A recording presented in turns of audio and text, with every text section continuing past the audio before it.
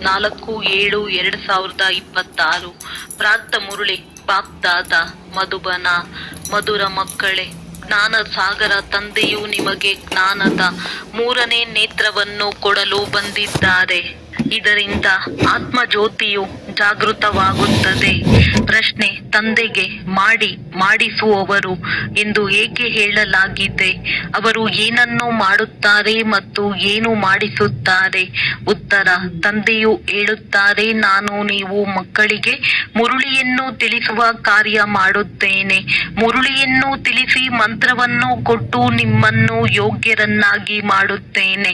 ಮತ್ತೆ ನಿಮ್ಮ ಮೂಲಕ ಸ್ವರ್ಗದ ಉದ್ಘಾಟನೆ ಮಾಡಿಸುತ್ತೇನೆ. ನೀವು ಸಂದೇಶ ವಾಹಕರಾಗಿ ಎಲ್ಲರಿಗೂ ಸಂದೇಶ ಕೊಡುತ್ತೀರಿ. ನಾನು ನೀವು ಮಕ್ಕಳಿಗೆ ಆದೇಶ ನೀಡುತ್ತೇನೆ. ಇದೇ ನನ್ನ ಕೃಪೆ ಅಥವಾ ಆಶೀರ್ವಾದವಾಗಿದೆ. ಗೀತೆ. ಇಂದು ಬೆಳಿಗ್ಗೆ ಬಂದವರು ಯಾರು? ಓಂ ಶಾಂತಿ. ಮಕ್ಕಳು, ಗೀತೆಯನ್ನು ಕೇಳಿದ್ದೀರಿ. ನಾವು ಮಕ್ಕಳನ್ನು ಬೆಳಗ್ಗೆ ಏಳಿಸಲು ಯಾರು ಬಂದಿದ್ದಾರೆ? ಯಾವುದರಿಂದ ನಮ್ಮ ಜ್ಞಾನದ 3ನೆಯ ನೇತ್ರವು ಒಮ್ಮೆಲೆ ತೆರೆಯಿತು? ಜ್ಞಾನಸಾಗರ ಪರಮಪಿತ ಪರಮಾತ್ಮನ ಮೂಲಕ ನಮ್ಮ ಜ್ಞಾನದ 3ನೇ ನೇತ್ರವು ತೆರೆದಿದೆ. ತಂದೆಯು ಜ್ಯೋತಿಯನ್ನು ಜಾಗೃತಗೊಳಿಸುವವರು ಎಂದು ಹೇಳುತ್ತಾರೆ. ಆದರೆ ಅವರು ತಂದೆಯಾಗಿದ್ದಾರೆ ಎಂಬುದನ್ನು ಯಾರು ತಿಳಿದುಕೊಂಡಿಲ್ಲ. ಅವರು ಜ್ಯೋತಿಯಾಗಿದ್ದಾರೆ ಎಂದು ಬ್ರಹ್ಮ ಸಮಾಜಿಗಳು ಹೇಳುತ್ತಾರೆ. ಮಂದಿರಗಳಲ್ಲಿ ಯಾವಾಗಲೂ ಜ್ಯೋತಿಯನ್ನೇ ಬೆಳಗಿಸುತ್ತಾರೆ, ಏಕೆಂದರೆ ಅವರು ಪರಮಾತ್ಮನನ್ನು ಜ್ಯೋತಿ ಸ್ವರೂಪನೆಂದು ಒಪ್ಪುತ್ತಾರೆ. ಆದ್ದರಿಂದ ಅಲ್ಲಿ ಮಂದಿರದಲ್ಲಿ ಜ್ಯೋತಿಯನ್ನು ಬೆಳಗಿಸುತ್ತಲೇ ಇರುತ್ತಾರೆ. ವಾಸ್ತವದಲ್ಲಿ ತಂದೆಯು ಯಾವುದೇ ಬೆಂಕಿ ಪೊಟ್ಟಣದಿಂದ ಜ್ಯೋತಿಯನ್ನು ಬೆಳಗಿಸುವುದಿಲ್ಲ. ಈ ಮಾತೆ ಭಿನ್ನವಾಗಿದೆ. ಈಶ್ವರನ ಗತಿ ಮತವು ಭಿನ್ನವಾಗಿದೆ ಎಂದು ಗಾಯನವಿದೆ. ಈಗ ನೀವು ಮಕ್ಕಳು ತಿಳಿದುಕೊಂಡಿದ್ದೀರಿ. ತಂದೆಯು ಸದ್ಗತಿಗಾಗಿ ಜ್ಞಾನ ಯೋಗವನ್ನು ಕಲಿಸುತ್ತಾರೆ. ಕಲಿಸುವವರಂತೂ ಅವಶ್ಯವಾಗಿ ಬೇಕಲ್ಲವೇ? ಶರೀರವಂತೂ ಕಲಿಸುವುದಿಲ್ಲ.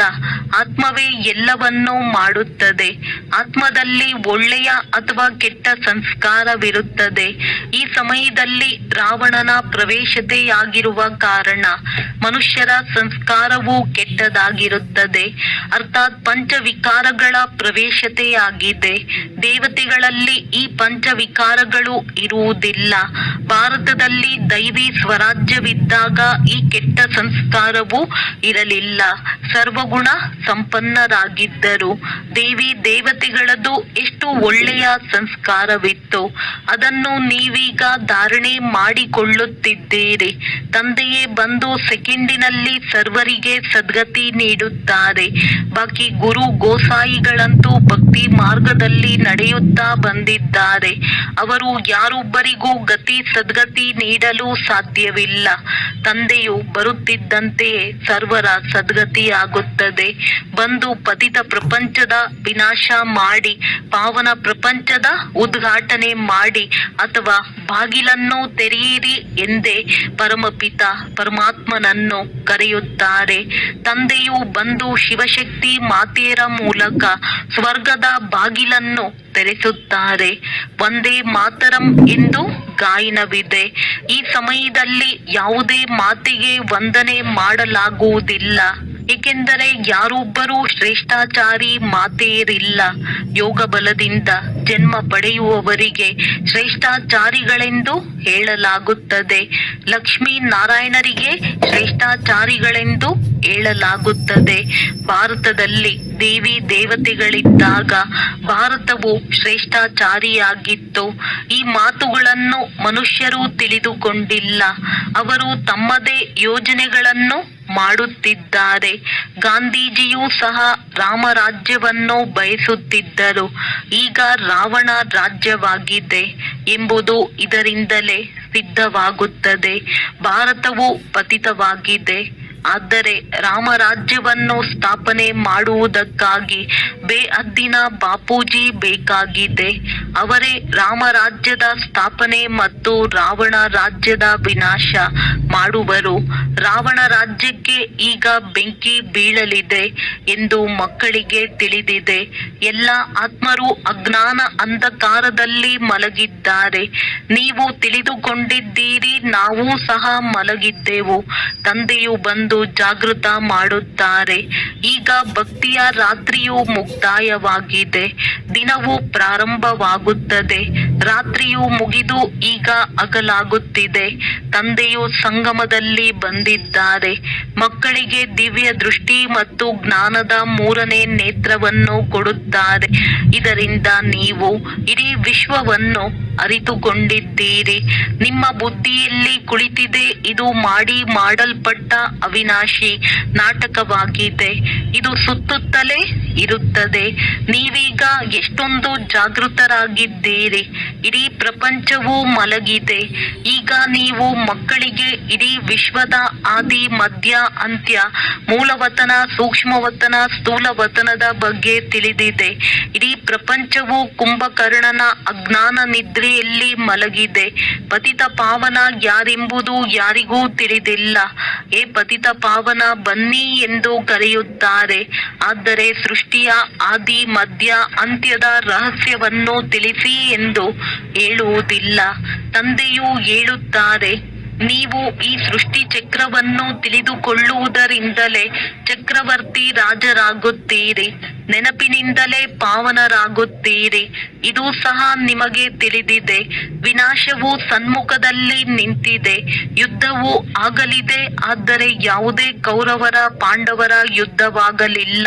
ಪಾಂಡವರು ಯಾರಾಗಿದ್ದರೂ ಇದು ಸಹ ಯಾರಿಗೂ ತಿಳಿದಿಲ್ಲ. ಇಲ್ಲಿ ಸೈನ್ಯ ಇತ್ಯಾದಿಗಳ ಮಾತಿಲ್ಲ. ನಿಮ್ಮ ಕಡೆ ಸಾಕ್ಷಾತ್ ಪಾರಲೌಕಿಕ ಪರಮಪಿತನಿದ್ದಾರೆ.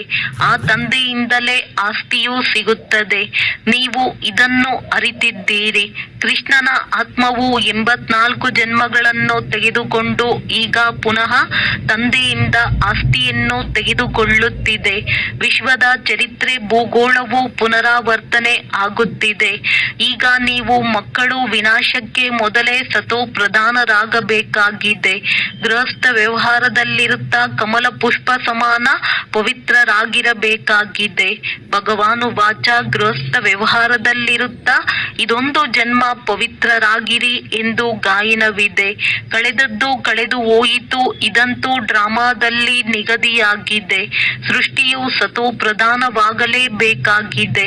ಇದು ಡ್ರಾಮಾದ ಪೂರ್ವ ನಿಶ್ಚಿತವಾಗಿದೆ. ಈಶ್ವರನ ಲೀಲೆಯೆಲ್ಲ ಡ್ರಾಮಾದ ಲೀಲೆಯೂ ಹೀಗೆ ಮಾಡಲ್ಪಟ್ಟಿದೆ. ಅದನ್ನು ತಂದೆಯು ತಿಳಿಸುತ್ತಾರೆ. ಅರ್ಧ ಕಲ್ಪವು ಮುಗಿದ ನಂತರ ತಂದೆಯು ಬರುತ್ತಾರೆ. ತಂದೆಯು ತಿಳಿಸುತ್ತಾರೆ, ಯಾವಾಗ ರಾತ್ರಿಯು ಮುಗಿದು ದಿನವು ಆರಂಭವಾಗುತ್ತದೆಯೋ ಆಗಲೇ ನಾನು ಬರುತ್ತೇನೆ. ಶಿವರಾತ್ರಿ ಎಂದು ಹೇಳುತ್ತಾರಲ್ಲವೇ, ಶಿವನ ಪೂಜಾರಿಗಳು ಶಿವರಾತ್ರಿಯನ್ನು ಆಚರಿಸುತ್ತಾರೆ. ಆದರೆ ಸರ್ಕಾರವಂತೂ ರಜಾ ದಿನವನ್ನು ನಿಲ್ಲಿಸಿ ಬಿಟ್ಟಿದೆ. ಕೊನೆ ಪಕ್ಷ 1 ತಿಂಗಳಾದರೂ ರಜಾ ದಿನಗಳನ್ನು ಘೋಷಿಸಬೇಕು. ಶಿವ ತಂದೆಯು ಸರ್ವರ ಸದ್ಗತಿ ಮಾಡುವವರಾಗಿದ್ದಾರೆ. ಅವರೇ ಸರ್ವರ ದುಃಖಹರ್ತ, ಸುಖಕರ್ತನಾಗಿದ್ದಾರೆ ಎಂಬುದು ಯಾರಿಗೂ ತಿಳಿದಿಲ್ಲ. ಅವರ ಜಯಂತಿಯನ್ನಂತೂ ಬಹಳ ವಿಜೃಂಭಣೆಯಿಂದ 1 ತಿಂಗಳವರೆಗೆ ಎಲ್ಲ ಧರ್ಮದವರು ಆಚರಿಸಬೇಕಾಗಿದೆ. ಏಕೆಂದರೆ ವಿಶೇಷವಾಗಿ ತಂದೆಯು ಬಂದು ಭಾರತಕ್ಕೆ ಸದ್ಗತಿ ನೀಡುತ್ತಾರೆ. ಭಾರತವು ಸ್ವರ್ಗವಾಗಿದ್ದಾಗ ದೇವಿ ದೇವತೆಗಳ ರಾಜ್ಯವಿತ್ತು. ಆ ಸಮಯದಲ್ಲಿ ಮತ್ಯಾವುದೇ ಧರ್ಮವಿರಲಿಲ್ಲ. ದೇವತೆಗಳು ವಿಶ್ವದ ಮಾಲೀಕರಾಗಿದ್ದರು.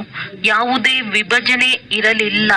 ಆದ್ದರಿಂದ ಹೇಳಲಾಗುತ್ತದೆ, ಅಟಲ ಅಖಂಡ ಸುಖ ಶಾಂತಿ ಸಂಪತ್ತಿನ ದೈವಿ ರಾಜ್ಯವನ್ನು ಪುನಃ ನಾವು ಪ್ರಾಪ್ತಿ ಮಾಡಿಕೊಳ್ಳುತ್ತಿದ್ದೇವೆ. ಬೇಅದ್ದಿನ ತಂದೆಯಿಂದ ಬೇಅದ್ದಿನ ಆಸ್ತಿಯು 5,000 ವರ್ಷಗಳ ಮೊದಲು ಸಿಕ್ಕಿತ್ತು. ಸೂರ್ಯವಂಶಿ ಚಂದ್ರವಂಶಿಯರ ರಾಜ್ಯದಲ್ಲಿ ದುಃಖದ ಹೆಸರು ಇರಲಿಲ್ಲ. ಅದಕ್ಕಾಗಿಯೇ ರಾಮರಾಜ ರಾಮ ಪ್ರಜೆ ಎಂದು ಗಾಯನವಿದೆ. ಅಲ್ಲಿ ಯಾವುದೇ ಅಧರ್ಮದ ಮಾತಿರುವುದಿಲ್ಲ. ತಂದೆಯು ನಿಮಗೆ ಬ್ರಹ್ಮ ಮತ್ತು ವಿಷ್ಣುವಿನ ಬಗ್ಗೆ ತಿಳಿಸಿದ್ದಾರೆ. ಇವರಿಬ್ಬರಿಗೂ ಪರಸ್ಪರ ಏನು ಸಂಬಂಧವಿದೆ ಎಂದು. ವಿಷ್ಣುವಿನ ನಾಭಿ ಕಮಲದಿಂದ ಬ್ರಹ್ಮನು ಹೊರಬಂದನು. ಇದು ಎಂತಹ ಅದ್ಭುತ ಚಿತ್ರವನ್ನು ಮಾಡಿದ್ದಾರೆ. ತಂದೆಯು ತಿಳಿಸುತ್ತಾರೆ, ಈ ಲಕ್ಷ್ಮೀ ನಾರಾಯಣರೇ ಅಂತ್ಯದಲ್ಲಿ ಬಂದು ಬ್ರಹ್ಮ ಸರಸ್ವತಿ ಜಗದಂಬ ಜಗತ್ಪಿತನಾಗಿದ್ದಾರೆ. ಇವರಿಬ್ಬರೂ ಪುನಃ ವಿಷ್ಣು ಅರ್ಥಾತ್ ಲಕ್ಷ್ಮೀ ನಾರಾಯಣನಾಗುತ್ತಾರೆ. ತಂದೆಯು ತಿಳಿಸುತ್ತಾರೆ, ಯಾವುದೆಲ್ಲ ಚಿತ್ರಗಳನ್ನು ನೋಡುತ್ತೀರೋ ಇದರಲ್ಲಿ ಯಾವುದು ಯಥಾರ್ಥವಲ್ಲ. ಶಿವನ ದೊಡ್ಡ ಚಿತ್ರವನ್ನು ತೋರಿಸುತ್ತಾರೆ, ಅದು ಸಹ ಅಯಥಾರ್ಥವಾಗಿದೆ. ಭಕ್ತಿಯ ಕಾರಣ ದೊಡ್ಡ ಗಾತ್ರದಲ್ಲಿ ಮಾಡಿದ್ದಾರೆ. ಇಲ್ಲದಿದ್ದರೆ ಬಿಂದುವಿಗೆ ಹೇಗೆ ಪೂಜೆ ಮಾಡುವುದು? ಮತ್ತೆ ಬ್ರಹ್ಮ ವಿಷ್ಣು ಶಂಕರನ ಬಗ್ಗೆಯೂ ತಿಳಿದುಕೊಂಡಿಲ್ಲ. ತ್ರಿಮೂರ್ತಿ ಬ್ರಹ್ಮ ಎಂದು ಹೇಳುತ್ತಾರೆ. ಬ್ರಹ್ಮನ ಮೂಲಕ ಸ್ಥಾಪನೆ, ವಿಷ್ಣುವಿನ ಮೂಲಕ ಪಾಲನೆ ಎಂಬುದನ್ನು ಹೇಳುತ್ತಾರೆ. ಆದರೆ ಬ್ರಹ್ಮನಂತೂ ಸ್ಥಾಪನೆ ಮಾಡುವುದಿಲ್ಲ. ಬ್ರಹ್ಮನು ಸ್ವರ್ಗದ ಸ್ಥಾಪನೆ ಮಾಡುವರೇ ಇಲ್ಲ. ಪರಮಪಿತ ಪರಮಾತ್ಮನೇ ಸ್ಥಾಪನೆ ಮಾಡುತ್ತಾರೆ. ಈ ಆತ್ಮವಂತೂ ಪತಿತನಾಗಿದೆ. ಇವರಿಗೆ ವ್ಯಕ್ತ ಬ್ರಹ್ಮನೆಂದು ಹೇಳಲಾಗುತ್ತದೆ. ಇದೇ ಆತ್ಮವು ಪಾವನವಾಗಿ ಮತ್ತೆ ಹೊರಟು ಹೋಗುವುದು. ನಂತರ ಸತ್ಯಯುಗದಲ್ಲಿ ಇವರೇ ನಾರಾಯಣನಾಗುತ್ತಾರೆ. ಅಂದ ಮೇಲೆ ಪ್ರಜಾಪಿತ ಬ್ರಹ್ಮನು ಅವಶ್ಯವಾಗಿ ಇಲ್ಲಿಯೇ ಬೇಕಲ್ಲವೇ? ಆದರೆ ಚಿತ್ರವನ್ನು ಅಲ್ಲಿ ತೋರಿಸಿದ್ದಾರೆ. ಹೇಗೆ ವಾಸ್ತವದಲ್ಲಿ ಈ ಜ್ಞಾನದ ಅಲಂಕಾರಗಳು ನಿಮ್ಮದಾಗಿವೆ. ಆದರೆ ವಿಷ್ಣುವಿಗೆ ತೋರಿಸಿದ್ದಾರೆ. ನೌದ ಭಕ್ತಿಯಲ್ಲಿಯೂ ಸಾಕ್ಷಾತ್ಕಾರವಾಗುತ್ತದೆ. ಮೀರಾಳ ಹೆಸರಿನ ಗಾಯನವಿದೆ ಎಲ್ಲವೇ. ಪುರುಷನಲ್ಲಿ ಮೊಟ್ಟ ಮೊದಲನೇ ಭಕ್ತ ನಾರದನೆಂದು, ಮಾತೆಯರಲ್ಲಿ ಮೀರಾ ಎಂದು ಗಾಯನವಿದೆ. ನೀವೀಗ ನಾರಾಯಣ ಅಥವಾ ಲಕ್ಷ್ಮಿಯನ್ನು ವರಿಸುವುದಕ್ಕಾಗಿ ಈ ಜ್ಞಾನ ಕೇಳುತ್ತಿದ್ದೀರಿ. ನಿಮ್ಮದೇ ಸ್ವಯಂವರವಾಗುತ್ತದೆ.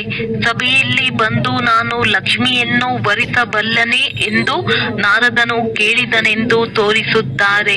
ನೀವೀಗ ಲಕ್ಷ್ಮಿಯನ್ನು ವರಿಸಲು ಯೋಗ್ಯರಾಗುತ್ತಿದ್ದೀರಿ. ಬಾಕಿ ಅವೆಲ್ಲವೂ ಭಕ್ತಿ ಮಾರ್ಗದ ಕಥೆಗಳಾಗಿವೆ. ತಂದೆಯು ಸತ್ಯ ಮಾತನ್ನು ತಿಳಿಸುತ್ತಾರೆ. ಲಕ್ಷ್ಮಿ ಇರುವುದು ಸತ್ಯಯುಗದಲ್ಲಿ, ನಾರದ ಭಕ್ತನಿರುವುದು ದ್ವಾಪರದಲ್ಲಿ. ಅಂದ ಮೇಲೆ ನಾರದನು ಸತ್ಯಯುಗದಲ್ಲಿ ಎಲ್ಲಿಂದ ಬಂದನು? ರಾಧೆ ಕೃಷ್ಣನಿಗೆ ಸ್ವಯಂವರದ ನಂತರ ಲಕ್ಷ್ಮೀ ನಾರಾಯಣ ಎಂದು ಹೆಸರಿಡಲಾಗುತ್ತದೆ. ಇದನ್ನು ಸಹ ಭಾರತವಾಸಿಗಳು ತಿಳಿದುಕೊಂಡಿಲ್ಲ. ಎಷ್ಟು ಅಜ್ಞಾನ ಅಂಧಕಾರವಿದೆ. ತಂದೆಯು ಕಲ್ಯಾಣಕಾರಿಯಾಗಿದ್ದಾರೆ. ನಿಮ್ಮನ್ನು ಸಹ ಕಲ್ಯಾಣಕಾರಿಗಳನ್ನಾಗಿ ಮಾಡುತ್ತಾರೆ. ಅನ್ಯರಿಗೆ ಹೇಗೆ ತಿಳಿಸಬೇಕೆಂದು ಈಗ ವಿಚಾರ ಸಾಗರ ಮಂಥನ ಮಾಡಬೇಕಾಗಿದೆ. ತಂದೆಯು ತಿಳಿಸುತ್ತಾರೆ, ಚಿತ್ರ ಇತ್ಯಾದಿಗಳನ್ನು ಹೇಗೆ ರಚಿಸಿದ್ದಾರೆ. ಗಾಂಧೀಜಿಯ ನಾಭಿಯಿಂದ ನೆಹರು ಬಂದರು. ಈಗ ವಿಷ್ಣು ದೇವತೆಯಲ್ಲಿ, ಆ ಮನುಷ್ಯರೆಲ್ಲಿ? ಇವೆಲ್ಲ ಮಾತುಗಳನ್ನು ನೀವು ಮಕ್ಕಳು ತಿಳಿದುಕೊಳ್ಳುತ್ತೀರಿ.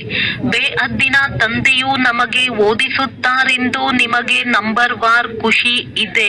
ಇದನ್ನಂತೂ ಎಂದೂ ಹೇಳಿಲ್ಲ. ಏಕೆಂದರೆ ಗೀತೆಯನ್ನು ಕೃಷ್ಣ ಭಗವಾನು ವಾಚ ಎಂದು ಬರೆದು ಬಿಟ್ಟಿದ್ದಾರೆ. ಭಗವಂತನು ಯಾವಾಗ ಬಂದರು, ಯಾವಾಗ ಬಂದು ಗೀತೆಯನ್ನು ತಿಳಿಸಿದ್ದರು?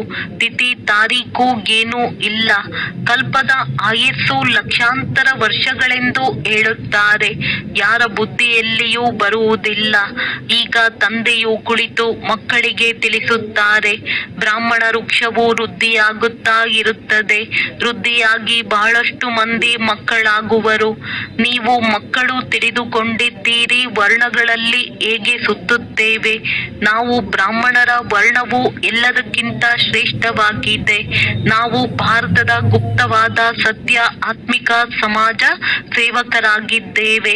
ಪರಮಪಿತ ಪರಮಾತ್ಮ ಪರಮಾತ್ಮನು ನಮ್ಮಿಂದ ಸೇವೆ ಮಾಡಿಸುತ್ತಿದ್ದಾರೆ. ನಾವು ಆತ್ಮಿಕ ಸೇವೆ ಮಾಡುತ್ತೇವೆ, ಅವರು ದೈಹಿಕ ಸೇವೆ ಮಾಡುತ್ತಾರೆ. ನೀವು ಭಾರತಕ್ಕೆ ಏನು ಸೇವೆ ಮಾಡುತ್ತೀರಿ ಎಂದು ನಿಮ್ಮನ್ನು ಕೇಳುತ್ತಾರೆ. ಆಗ ತಿಳಿಸಿರಿ, ನಾವು ಆತ್ಮಿಕ ಸೇವಾದಾರಿಗಳಾಗಿದ್ದೇವೆ. ಸ್ವರ್ಗದ ಉದ್ಘಾಟನೆ ಮಾಡಿಸುತ್ತಿದ್ದೇವೆ, ಸ್ಥಾಪನೆ ಮಾಡಿಸುತ್ತಿದ್ದೇವೆ. ಶಿವ ತಂದೆಯು ಮಾಡಿಸುವವರಾಗಿದ್ದಾರೆ. ಅವರು ಮಾಡಿಸುತ್ತಿದ್ದಾರೆ ಮತ್ತು ತಾನು ಮಾಡುತ್ತಾರೆ. ಮುರುಳಿಯನ್ನು ಯಾರು ನುಡಿಸುತ್ತಾರೆ ಅಂದಾಗ ತಂದೆಯು ಕರ್ಮ ಮಾಡುತ್ತಾರೆ. ನಿಮಗೂ ಹೀಗೆ ಮಾಡಿರಿ ಎಂದು ಕಲಿಸುತ್ತಾರೆ. ಮನ್ಮನಾಭುವ ಮಂತ್ರವನ್ನು ಕೊಡುತ್ತಾರೆ ಅಂದಾಗ ಕರ್ಮವನ್ನು ಕಲಿಸಿದಂತಾಯಿತಲ್ಲವೇ? ನಂತರ ಅನ್ಯರಿಗೂ ಕಲಿಸಿಕೊಡಿ ಎಂದು ನಿಮಗೆ ಹೇಳುತ್ತಾರೆ. ಆದ್ದರಿಂದ ಅವರಿಗೆ ಮಾಡಿಸುವವರು ಎಂದು ಹೇಳಲಾಗುತ್ತದೆ. ನೀವು ಮಕ್ಕಳು ಸಹ ಇದೇ ಶಿಕ್ಷಣವನ್ನು ಕೊಡುತ್ತೀರಿ. ತಂದೆಯನ್ನು ನೆನಪು ಮಾಡಿ ಮತ್ತು ಆಸ್ತಿಯನ್ನು ನೆನಪು ಮಾಡಿ. ನೀವು ಮಕ್ಕಳು ಇದೇ ಸಂದೇಶವನ್ನು ಕೊಡಬೇಕಾಗಿದೆ.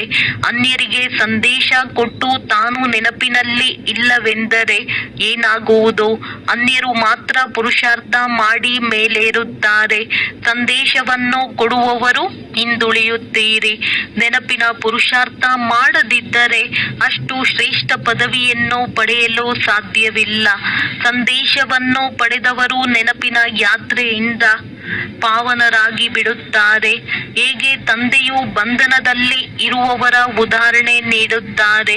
ಅವರು ಹೆಚ್ಚು ನೆನಪಿನಲ್ಲಿರುತ್ತಾರೆ. ತಂದೆಯನ್ನು ನೋಡಿರದಿದ್ದರೂ ಸಹ ಪತ್ರ ಬರೆಯುತ್ತಾರೆ, ಬಾಬಾ ನಾವು ನಿಮ್ಮವರು ಆಗಿಬಿಟ್ಟಿದ್ದೇವೆ, ನಾವು ಖಂಡಿತವಾಗಿಯೂ ಪವಿತ್ರರಾಗಿರುತ್ತೇವೆ ಎಂದು. ನೀವು ಮಕ್ಕಳಿಗೆ ತಂದೆಯ ಜೊತೆ ಪ್ರೀತಿ ಬುದ್ಧಿ ಇದೆ. ನಿಮ್ಮದೇ ಮಾಲೆಯು ಮಾಡಲ್ಪಟ್ಟಿದೆ. ವಿಷ್ಣುವಿನ ಮಾಲೆ ಮತ್ತು ರುದ್ರಾಕ್ಷಿ ಮಾಲೆಯಲ್ಲಿ ಮೇಲೆ ಜೋಡಿ ಮಣಿಗಳಿವೆ. ಮಾಲೆಯನ್ನು ಕೈಗೆತ್ತಿಕೊಂಡ ಕೂಡಲೇ ಮೊದಲು ಹೂವು ಮತ್ತು 2 ಮಣಿಗಳು ಕೈಗೆ ಬರುತ್ತವೆ. ಅದಕ್ಕೆ ನಮಸ್ಕರಿಸುತ್ತಾರೆ. ಅದರ ನಂತರ ಈ ಮಾಲೆಯನ್ನು ಜಪಿಸುತ್ತಾರೆ. ನೀವು ಭಾರತವನ್ನು ಸ್ವರ್ಗವನ್ನಾಗಿ ಮಾಡುತ್ತಿದ್ದೀರಿ. ಆದ್ದರಿಂದ ಈ ಮಾಲೆಯು ನಿಮ್ಮದೇ ನೆನಪಾರ್ಥವಾಗಿದೆ. ತಂದೆಯು ಈ ಗೀತಾ ಜ್ಞಾನ ಯಜ್ಞವನ್ನು ರಚಿಸಿದ್ದಾರೆ. ಇದರಲ್ಲಿ ಇಡೀ ಹಳೆಯ ಪ್ರಪಂಚವೇ ಸ್ವಾಹ ಆಗುವುದು. ತಂದೆಯು ಅತಿ ಪ್ರಿಯನಾಗಿದ್ದಾರೆ. ನಿಮಗೆ ಭವಿಷ್ಯ 21 ಜನ್ಮಗಳಿಗಾಗಿ ಸದಾ ಸುಖದ ಆಸ್ತಿಯನ್ನು ಕೊಡುತ್ತಾರೆ. ಯಾರು ಕಲ್ಪದ ಹಿಂದೆ ಡ್ರಾಮಾದ ಅನುಸಾರ ಬಂದು ಆಸ್ತಿಯನ್ನು ತೆಗೆದುಕೊಂಡಿದ್ದಾರೆಯೋ ಅವರು ಅವಶ್ಯವಾಗಿ ಬರುತ್ತಾರೆ. ತಂದೆಯು ತಿಳಿಸುತ್ತಾರೆ, ಮಕ್ಕಳೇ, ಸುಖಧಾಮದಲ್ಲಿ ಹೋಗಬೇಕೆಂದರೆ ಪವಿತ್ರರಾಗಿರಿ. ನನ್ನನ್ನು ನೆನಪು ಮಾಡಿರಿ. ಬಾಬಾ ಕೃಪೆ ಮಾಡಿ ಸಹಾಯ ಮಾಡಿ ಎಂದು ಏನನ್ನೂ ಬೇಡಬಾರದು. ನಾನಂತೂ ಎಲ್ಲರಿಗೂ ಸಹಯೋಗ ನೀಡುತ್ತೇನೆ. ಆದರೆ ಪುರುಷಾರ್ಥವನ್ನಂತೂ ನೀವೇ ಮಾಡಬೇಕಾಗಿದೆ. ಇಲ್ಲಿ ಆಶೀರ್ವಾದದ ಮಾತಿಲ್ಲ. ಕೇವಲ ನನ್ನೊಬ್ಬನನ್ನೇ ನೆನಪು ಮಾಡಿರಿ. ನೆನಪು ಮಾಡುವುದು ನಿಮ್ಮ ಕರ್ತವ್ಯವಾಗಿದೆ. ಆದೇಶ ನೀಡುವುದು ನನ್ನ ಕೃಪೆಯಾಗಿದೆ. ಬಲೆ ತಿನ್ನಿರಿ, ಕುಡಿಯಿರಿ, ಸುತ್ತಾಡಿರಿ. ಆದರೆ ನೀವು ಪವಿತ್ರ ಭೋಜನವನ್ನೇ ಸ್ವೀಕರಿಸಬೇಕಾಗಿದೆ. ನಾವು ದೇವಿ ದೇವತೆಗಳಾಗುತ್ತೇವೆ ಅಂದ ಮೇಲೆ ಅಲ್ಲಿ ಈ ಈರುಳ್ಳಿ ಇತ್ಯಾದಿಗಳು ಇರುತ್ತವೆಯೇ? ಇದೆಲ್ಲವನ್ನು ಇಲ್ಲಿಯೇ ಬಿಡಬೇಕಾಗುತ್ತದೆ. ಈ ಪದಾರ್ಥಗಳು ಅಲ್ಲಿರುವುದಿಲ್ಲ. ಬೀಜವೇ ಇರುವುದಿಲ್ಲ. ಹೇಗೆ ಸತ್ಯುಗದಲ್ಲಿ ಕಾಯಿಲೆ ಇತ್ಯಾದಿಗಳು ಇರುವುದಿಲ್ಲ. ಈಗ ನೋಡಿ ಎಷ್ಟೊಂದು ಕಾಯಿಲೆಗಳು ಬಂದು ಬಿಟ್ಟಿವೆ. ಅಲ್ಲಿ ತಮೋಗುಣಿಯಾದ ಯಾವುದೇ ವಸ್ತುವಿರುವುದಿಲ್ಲ. ಪ್ರತಿಯೊಂದು ವಸ್ತು ಸತೋ ಪ್ರಧಾನವಾಗಿ ಇರುತ್ತದೆ. ಇಲ್ಲಿ ನೋಡಿ ಮನುಷ್ಯರು ಎಂತೆಂತಹ ಪದಾರ್ಥಗಳನ್ನು ತಿನ್ನುತ್ತಾರೆ. ಈಗ ತಂದೆ ಮಕ್ಕಳಿಗೆ ತಿಳಿಸುತ್ತಾರೆ, ನನ್ನನ್ನು ನೆನಪು ಮಾಡಿರಿ ಮತ್ತು ಎಲ್ಲ ಸಂಘಗಳನ್ನು ಬಿಟ್ಟು ನನ್ನ ಸಂಘ ಮಾಡಿರಿ. ಆಗ ನೀವು ಪಾವನರಾಗುವಿರಿ. ಒಳ್ಳೆಯದು. ಮಧುರಾತಿ ಮಧುರ ಅಗಲಿ ಹೋಗಿ ಮರಳಿ ಸಿಕ್ಕಿರುವ ಮಕ್ಕಳ ಪ್ರತಿ ಮಾತ್ಪಿತಾ ಬಾಪ್ ದಾದಾರವರ ನೆನಪು, ಪ್ರೀತಿ ಹಾಗೂ ಸುಪ್ರಭಾತ. ಆತ್ಮಿಕ ಮಕ್ಕಳಿಗೆ ಆತ್ಮಿಕ ತಂದೆಯ ನಮಸ್ತೆ. ಧಾರಣೆಗಾಗಿ ಮುಖ್ಯ ಸಾರ. ಕಳೆದದ್ದು ಕಳೆದು ಹೋಯಿತು, ಏನು ಕಳೆಯಿತೋ ಅದನ್ನು ಮರೆತು ಗೃಹಸ್ಥ ವ್ಯವಹಾರದಲ್ಲಿರುತ್ತಾ ಸತೋ ಪ್ರಧಾನರಾಗುವ ಪುರುಷಾರ್ಥ ಮಾಡಬೇಕಾಗಿದೆ. ವಿನಾಶಕ್ಕೆ ಮೊದಲೇ ಅವಶ್ಯವಾಗಿ ಪಾವನರಾಗಬೇಕಾಗಿದೆ. ಭಾರತವನ್ನು ಸ್ವರ್ಗವನ್ನಾಗಿ ಮಾಡುವ ಸತ್ಯವಾದ ಸೇವೆಯಲ್ಲಿ ತತ್ಪರರಾಗಿರಬೇಕಾಗಿದೆ. ಆಹಾರ ಪಾನೀಯಗಳು ಬಹಳ ಶುದ್ಧವಾಗಿರಲಿ, ಪವಿತ್ರ ಭೋಜನವನ್ನೇ ಸ್ವೀಕರಿಸಬೇಕಾಗಿದೆ. ವರದಾನ: ಸ್ಥೂಲ ಕಾರ್ಯವನ್ನು ಮಾಡುತ್ತಿದ್ದರೂ ಮನಸ್ಸಿನ ಮೂಲಕ ವಿಶ್ವ ಪರಿವರ್ತನೆಯ ಸೇವೆಯನ್ನು ಮಾಡುವಂತಹ ಜವಾಬ್ದಾರ ಆತ್ಮಭವ. ಯಾವುದೇ ಸ್ಥೂಲ ಕಾರ್ಯವನ್ನು ಮಾಡುತ್ತಿದ್ದರೂ ಸದಾ ಈ ಸ್ಮೃತಿ ಇರಲಿ: ನಾನು ವಿಶ್ವದ ವೇದಿಕೆಯ ಮೇಲೆ ವಿಶ್ವ ಕಲ್ಯಾಣದ ಸೇವಾರ್ಥವಾಗಿ ನಿಮಿತ್ತನಾಗಿರುವೆನು. ನಾನು ನನ್ನ ಶ್ರೇಷ್ಠ ಮನಸ್ಸಿನ ಮೂಲಕ ವಿಶ್ವ ಪರಿವರ್ತನೆಯ ಕಾರ್ಯದ ಬಹಳ ದೊಡ್ಡ ಜವಾಬ್ದಾರಿಯು ಸಿಕ್ಕಿರುವುದು.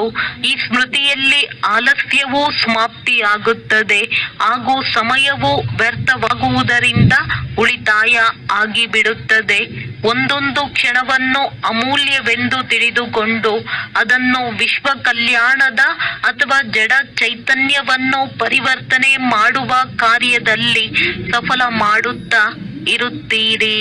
ಸ್ಲೋಗನ್: ಈಗ ಯೋಧರಾಗುವುದಕ್ಕೆ ಬದಲಾಗಿ ನಿರಂತರ ಯೋಗಿ ಆಗಿರಿ. ಅವ್ಯಕ್ತ ಸೂಚನೆ: ಜ್ವಾಲಾ ಸ್ವರೂಪ ಸ್ಥಿತಿಯಲ್ಲಿರುತ್ತಾ ಶಕ್ತಿಶಾಲಿ ನೆನಪಿನ ಅನುಭವ ಮಾಡಿ. ಹೇಗೆ ದುಃಖಿ ಆತ್ಮರ ಮನಸ್ಸಿನಲ್ಲಿ ಈಗ ವಿನಾಶವಾಗಲಿ ಎನ್ನುವ ಧ್ವನಿ ಎದ್ದೇಳುತ್ತಿದೆ, ಹಾಗೆಯೇ ನೀವು ವಿಶ್ವ ಕಲ್ಯಾಣಕಾರಿ ಆತ್ಮರ ಮನಸ್ಸಿನಲ್ಲಿ ಈಗ ಬೇಗನೆ ಸರ್ವರ ಕಲ್ಯಾಣವಾಗಲಿ ಎನ್ನುವ ಸಂಕಲ್ಪ ಉತ್ಪನ್ನವಾಗಲಿ. ಆಗಲೇ ಸಮಾಪ್ತಿಯಾಗುವುದು. ವಿನಾಶಿಕಾರಿಗಳಿಗೆ ಕಲ್ಯಾಣಕಾರಿ ಆತ್ಮರ ಸಂಕಲ್ಪದ ಸೂಚನೆ ಬೇಕಾಗಿದೆ. ಅದಕ್ಕೆ ತಮ್ಮ ಎವರೆಡಿಯಾಗುವ ಶಕ್ತಿಶಾಲಿ ಸಂಕಲ್ಪದಿಂದ ಜ್ವಾಲಾರೂಪ ಯೋಗದ ಮೂಲಕ ವಿನಾಶ ಜ್ವಾಲೆಯನ್ನು ಹೆಚ್ಚಿಸಿ. ಒಳ್ಳೆಯದು. ಓಂ ಶಾಂತಿ. ಓಂ